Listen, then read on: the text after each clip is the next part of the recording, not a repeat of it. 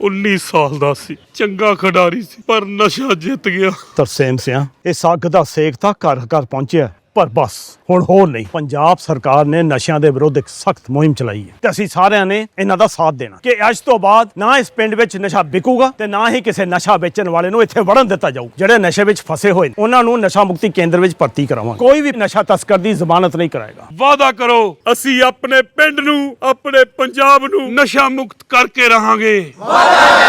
आदाब, नमस्कार, जय हिंद दोस्तों। दुनिया जहान की तमाम बड़ी खबरों में आप सभी का बहुत बहुत इस्तकबाल है। शुरू करते हैं हेडलाइंस के साथ। मोसाद के सभी जासूसों को पढ़ना होगा इस्लाम, अरबी सीखनी भी हुई कंपलसरी। इजराइल की नेतन्याहू सरकार का बड़ा फैसला। ईरान में खामनेई की सत्ता पलटने की फिर शुरू हुई साजिश। 50,000 अधिकारी बना रहे हैं नया प्लान। एक खामनेई के लिए लगी इतनी बड़ी सेना। इजराइल की मदद करते करते खाली हो रहा है अमेरिका। नहीं उठाया हाथ तो पड़ने वाला है बहुत महंगा। नए हथियारों को तैयार कराने में लगेगा बहुत समय और पैसा। राफेल लड़ाकू विमानों की संख्या घटाने की तैयारी में भारत, फ्रांस को झटका। नई खरीद नीति से वायुसेना की समस्या का होगा समाधान। गाजा में बड़ा होता जा रहा है भूखमरी का संकट। लोग ही नहीं, अब पत्रकार भी भूखमरी की चपेट में। किसकी सुनेगा इजराइल? 24 घंटे में फ्रांस ने इजराइल को दिया दूसरा सबसे बड़ा झटका। अब सीरिया को बचाएंगे मैक्रो। ईरान नहीं, इजराइल के ये 3 पड़ोसी देश खरीद रहे हैं खूब बढ़ चढ़कर हथियार। अमेरिका से सीधा कर रहे हैं डील। गाजा में भूख से बेहाल जिंदगी, कचरा खाना खोजने को मजबूर बच्चे, भूख से 100 से ज्यादा की मौत। जुल्म की जंजीरों में कैद गाजा। जुल्म की जंजीरों में कैद गाजा। इजराइल के हमलों में 232 पत्रकारों की मौत। तारीख है 26 जुलाई 2025। दुनिया जहान की तमाम बड़ी खबरों के साथ हाजिर हूँ दोस्तों एक जरूरी ऐलान। दरअसल सच दिखाने की कीमत लगातार चुकानी पड़ती है। जैसा कि मैं आपको लगातार अपील कर रही हूँ, आपसे लगातार बोल रही हूँ कि आप हमारे नए चैनल को ज़रूर से ज़रूर सब्सक्राइब करें, क्योंकि सच दिखाते दिखाते यूट्यूब ने द नेशन को, आपके अपने चैनल को डिमोनेटाइज कर दिया है। यानी यूट्यूब से होने वाली पूरी तरीके से कमाई जो थी वो रोक दी गई है। इससे हमारे लिए काम करना बेहद मुश्किल हो जाएगा। आपसे अपील करती हूँ कि आप हमारे दूसरे चैनल, जिसका लिंक आपको डिस्क्रिप्शन में मिल जाएगा, आप डिस्क्रिप्शन में जाकर हमारे इस नए चैनल से जुड़ सकते हैं, इसको सब्सक्राइब कर सकते हैं। आगे से उस पर भी आपको ज़्यादातर वीडियो मिलेगी। हालांकि यहाँ भी कोशिशें लगातार जारी है, लेकिन आप हमारे इस चैनल के साथ ज़रूर से ज़रूर जुड़े। आप यूट्यूब पर @news N4 लिख कर हमारे इस चैनल को सर्च कर सकते हैं। वापस आते हैं बुलेटिन पर। सबसे पहले शुरुआत करते हैं बुलेटिन में इजराइल की। इजराइल की बेंजामिन नेतन्याहू के नेतृत्व वाली सरकार ने खुफिया एजेंसी मोसाद को लेकर एक बड़ा फैसला कर लिया है। इजराइल डिफेंस फोर्स ने सभी खुफिया सैनिकों और अधिकारियों के लिए अरबी भाषा सीखना और इस्लाम पढ़ना अनिवार्य कर दिया है। इजराइल ने यह फैसला हमास, हूती, हिजबुल्लाह जैसे अरबी भाषा गुटों के खिलाफ अपने खुफिया अभियानों को धार देने के लिए लिया गया एक बड़ा कदम उठाया है। इसके लिए खास प्रोग्राम शुरू किया गया है। इजरायली वेबसाइट यरूशलेम पोस्ट के अनुसार इजराइल सरकार के इस फैसले के पीछे की वजह कुछ खुफिया विफलताएं बताई जा रही है।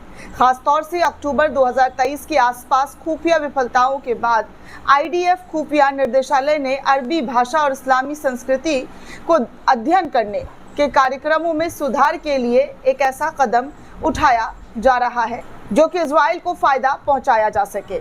इसलिए इजरायली सरकार ने इस्लाम और कुरान शरीफ को पढ़ने के लिए अपने तमाम सैनिकों को, एजेंट्स को सलाह दे दी है, कंपलसरी कर दिया है। बुलेटिन में आगे बात करूं तो ईरान की मौजूदा इस्लामी सरकार के खिलाफ फिर से एक बड़ी साजिश का खुलासा हुआ है। दावा किया जा रहा है कि ईरान के अंदर ही सत्ता को गिराने का एक बेहद संगठित और अंदरूनी प्लान तैयार हो रहा है और इसके केंद्र में रजा पहलवी, जो कि ईरान के आखिरी शाह मोहम्मद रजा पहलवी के बेटे हैं और पिछले 46 साल से निर्वासित जीवन बिता रहे हैं। रजा पहलवी ने दावा किया है कि खुद ईरान की सत्ता और सेना के भीतर से 50,000 से ज्यादा अधिकारी एक गुप्त प्लेटफॉर्म पर रजिस्टर कर चुके हैं। इसका मकसद है ईरान के supreme leader Ayatollah Ali Khamenei की सरकार को गिराना और देश को लोकतंत्र की ओर ले जाना। रजा पहलवी ने एक इंटरव्यू में बताया है, उन्होंने ईरानी अधिकारियों और सेना के सदस्यों को जोड़ने के लिए एक सुरक्षित डिजिटल नेटवर्क शुरू किया है, जिस पर अब तक हजारों लोग शामिल हो चुके हैं। उनका कहना है कि हर हफ्ते नए नाम जुड़े जा रहे हैं और इस डेटा का विश्लेषण कर उनकी विश्वसनीयता तय की जा रही है। इस अभियान का अगला चरण आम नागरिकों को जोड़ने का है। इसके लिए एक अलग वेबसाइट भी शुरू की जा रही है। बुलेटिन में आगे बात करूं तो ईरान इजराइल के बीच 12 दिन चली जंग को खत्म हुए भले ही एक महीना बीत गया हो, मगर इससे जुड़े नुकसान की रिपोर्ट्स अब भी सामने आ रही है।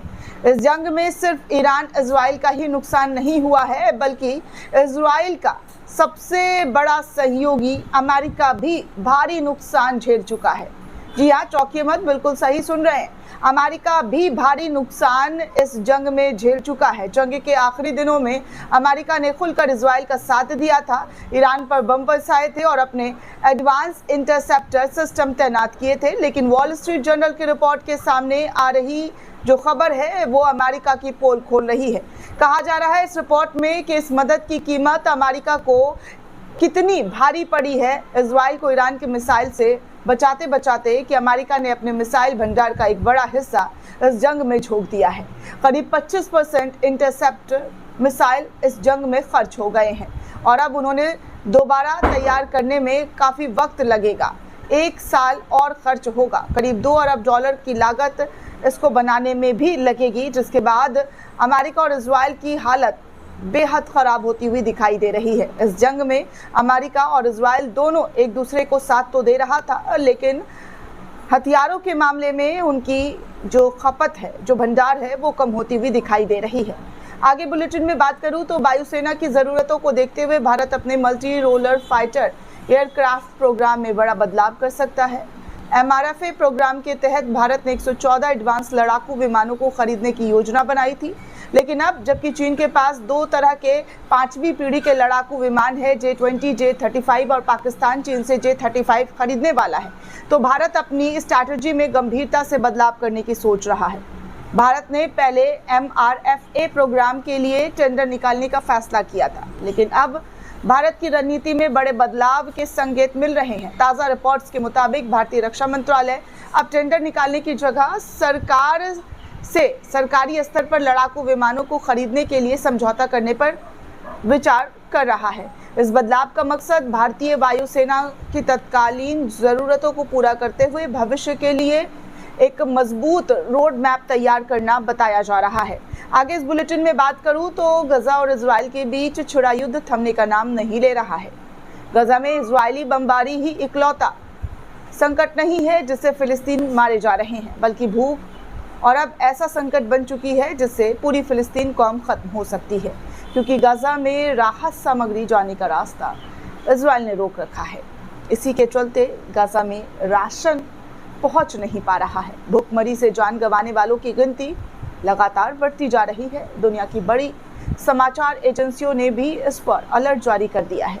यूनाइटेड नेशन ने भी इसे मानव निर्मित आपदा करार दे दिया है। गाजा से सामने आई तस्वीरों में भूख का भयानक संकट नजर आ रहा है, जहां बच्चों के शरीर पर हड्डियां तक नजर आ रही। बच्चे खाली पेट हो चुके हैं, बर्तन की तली के बचे चावल बटोर रहे हैं। खाना इतना कम हो चुका है कि उनकी छोटी छोटी मुट्ठियां भी नहीं भर पा रही है। पेट भरना तो दूर की बात है, गजा में 116 लोग भूखमरी का शिकार हो चुके हैं। हजारों लोग हफ्ते में 1 दिन ही खाना खा पा रहे हैं। बच्चे कुपोषण का शिकार हो चुके हैं। इस वजह से तमाम तस्वीरें जो गाजा से आ रही है वो देखकर मन विचलित हो जा रहा है।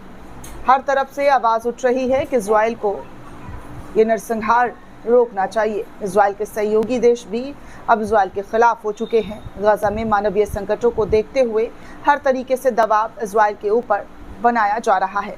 आगे इस बुलेटिन में बात करूं तो राष्ट्रपति इमैनुअल मैक्रों ने गुरुवार को ऐलान कर दिया है कि फ्रांस अब फिलिस्तीन को एक स्वतंत्र राष्ट्र के रूप में मान्यता देगा। उन्होंने कहा है कि सितंबर में संयुक्त राष्ट्र महासभा के दौरान इसकी औपचारिक घोषणा की जाएगी। ये फैसला मिडिल ईस्ट में शांति स्थापना के नाम पर लिया गया है, लेकिन इजराइल इसे अपने खिलाफ एक बड़ा कूटनीतिक हमला मान रहा है। फिलिस्तीन वाले फैसले के 24 घंटे भी नहीं बीते थे कि फ्रांस ने इजराइल के लिए एक और सियासी झटका तैयार कर दिया है। अल अरबिया की एक खबर के मुताबिक फ्रांस, अमेरिका और सीरिया ने एक साझा बयान जारी किया है और इस बयान को जारी करते हुए कहा है कि ये सीरिया की क्षेत्रीय अखंडता, संप्रभुता और एकता सुनिश्चित करने के लिए मिलकर काम करेंगे। तीनों देशों ने साफ किया है कि सीरिया को उसके पड़ोसियों के लिए खतरा नहीं बनने दिया जाएगा और ना ही पड़ोसी देशों के सीरिया के लिए खतरा बनने दिया जाएगा। आगे इस बुलेटिन में बात करूं तो सऊदी अरब ने संयुक्त राज्य अमेरिका में $600 बिलियन निवेश की सहमति दी है। इसमें तकरीबन $142 बिलियन के हथियार खरीदे जाएंगे। सिर्फ सऊदी ही नहीं बल्कि इजराइल के 2 और पड़ोसी देश भी हथियारों का भंडार भरने में लगे पड़े हैं।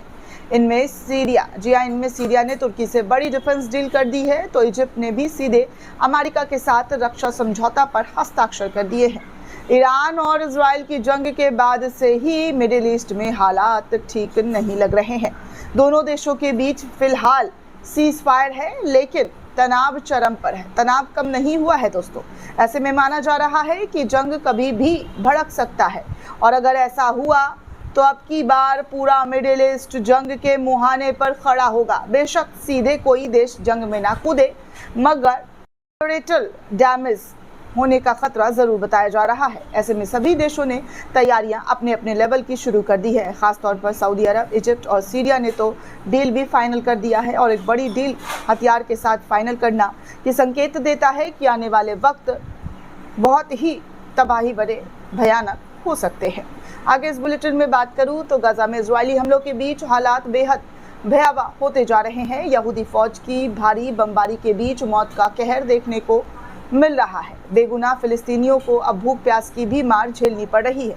पहले तो बम की मार, गोली की मार झेली जा रही थी, लेकिन अब भुखमरी और प्यास की मार भी झेली जा रही है। इजराइल ने अवैध तरीके से गाजा की नाकेबंदी कर दी है।